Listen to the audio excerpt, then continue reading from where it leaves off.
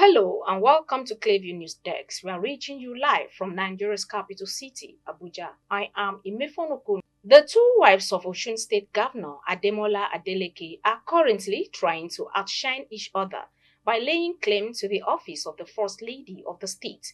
The two wives of the governor, Ngozi and Titilola, have printed different posters that have gone viral with their names and pictures welcoming Nigeria's First Lady, Oluremi Tinubu, to the state.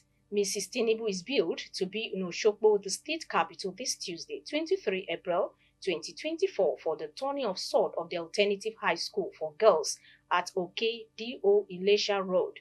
In a poster, Ngozi Adeleke wrote, "Welcome to the state of Living Spring. Experience the beauty of Osun State landscape and sign off as the First Lady of Osun State."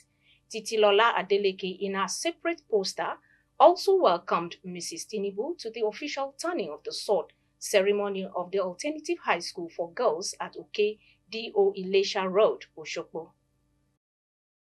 Social media can be a correctional, constructive, and destructive platform. From the dawn of the digital age, social media platforms have transformed the way we communicate, connect with the world, and share information. But what is the cost of this cultural shift? As social media platforms become more deeply embedded in modern cultures, let's take you through the events of the past week and social media reactions. Our correspondent Eunice Eze is our guide. As social media continues to evolve and shape modern culture, it is crucial to engage in ongoing reflection about its impact.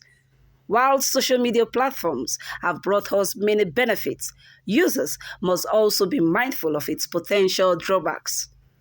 Social media has created new channels for the spread of popular culture, such as memes and viral videos. However, the speed and saturation of these can also lead to the homogenization of trends. Summarizing the highlights of past week's social media buzz, we witnessed the arrest of social media influencer Idris Okuneye, popularly known as Bobrisky, who was arrested and after pleading guilty was given a 6-month jail term for the mutilation of Naira with no option of fine. This came as a shock to many of his followers who expressed their surprise and concerns on these social media platforms. Nightlife entrepreneur and Instagram sensation Pascal Okechukwu, popularly known as Cubana Chief Priest, was also arrested and charged for similar offense, but was slammed with a 10 million naira bail charge, which also led to a flurry of conversations online. With this development, Afro-hop singer Habib Okikiola, popularly known as Portable, went on to make a video issuing a public apology to EFCC, expressing remorse for his actions over similar offense. His apology has sparked a range of reactions both online and offline, with some people calling for leniency while others are demanding for justice. Money is my bouncer, money is my security. Mo dáwó fáwọn fans mi ni ẹjọ́. Ẹ̀yin máa ń sìn mí lẹ́yìn tó mẹ́ta yìí tí mi bá dáwó. After God na government yo. Other events are the ones involving popular Nollywood actor and social media influencer Tonto Dike, who openly criticized ex-governor of Anambra State and Labour Party presidential candidate of the 2023 election, Peter Obi, over the quality of boreholes donated to some communities in the north.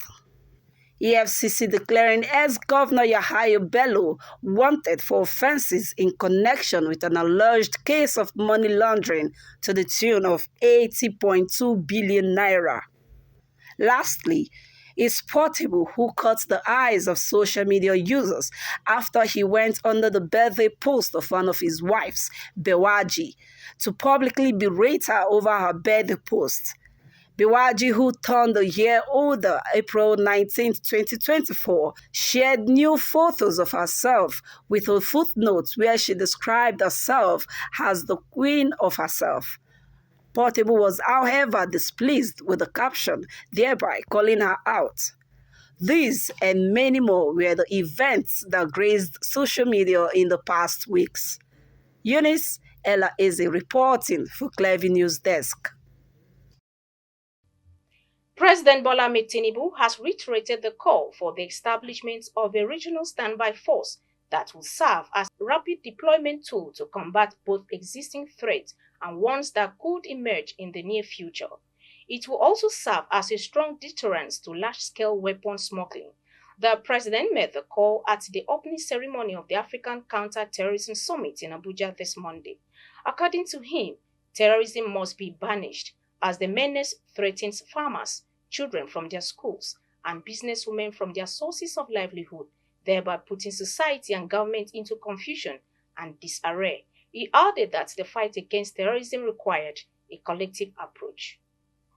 Terrorism snaps at the very fabric of the tranquil, prosperous, and just society we seek to build for ourselves and our children. Terror cannot coexist in the same space as democracy and good governance. Just as darkness and light cannot endure in the same room at the same time. This violent threat seeks to frighten the farmer from his field, children from their schools, women from the marketplace, and families from their very homes. It wants the city dwellers to cower and businesses to close. It craves despotism and suppression and not democracy and enlightened society. Its goal is to cause such an havoc that we doubt our democratic principles, putting societies and government into such confusion and disarray that we begin to fight among ourselves instead of fighting the very thing that seek our destruction. Already, terrorism has taken too many lives and delayed our better future for too long. While terrorism troubles us greatly at the moment, we do well by remembering terrorism is not of Africa. We need to reposition our regional organizations and build the capacity of our national institutions to effectively address this element of terrorism and violent extremism. Nigeria is committed to working with our regional partners to strengthen our arms control measures, enhance border security, and disrupt the illicit trafficking network that fuel terrorism and organized crime. In closing, let me say that we must make the meeting historic and productive. We must show our respective populations that we, as leaders, we must do more than speak nice words. We must live here with real results. As leaders, let us show our people that their safety and welfare is paramount. May this conference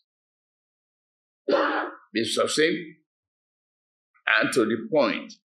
Let us keep rhetoric to the minimum. Let us be focused and dedicated to pinpointing and embarking on the meaningful and strong action needed to win the day and free our continent of violent extremism. We have and will continue to take bold steps in safeguarding our nation and the wider region. The Inspector General of Police, Kayode Kwetekun, believes the country is not mature for state policing despite the myriad of security challenges facing it.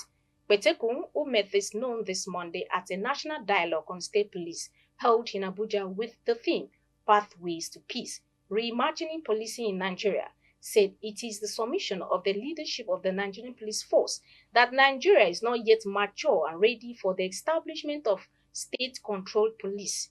The IGP argued, among other factors, that there is the potential for abuse of power by the state political leadership, adding that state governors could use the police forces under their control for political or personal gain and undermine human rights and security. But he suggested other things to make the police better in securing the country. According to the police chief, there is also a need to ramp up the yearly recruitment of officers. These, in addition to more training for police personnel, among others, are essential to securing Nigeria. At the event, attended by several top shots in the country, former President Goodluck Jonathan, however, believes that despite the challenges, state police has become non-negotiable. He said the spate of kidnapping and other crimes makes state police a must-have in present-day Nigeria. Apart from Jonathan, the event also had Vice President Kashim Shettima in attendance, and he expressed President Bola Ahmed Tinubu's commitment to building a better police force for the country.